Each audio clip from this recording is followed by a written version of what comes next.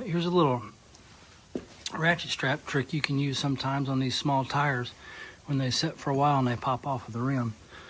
Like I bought this dolly last night at an auction and both tires were like that. But sometimes if you can get a tight enough back on with your ratchet strap, it'll pop seal enough to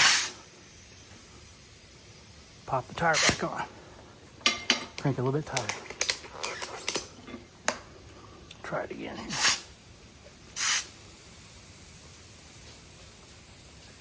Yeah, see. Now that it's caught, pop your strap off and fill her up.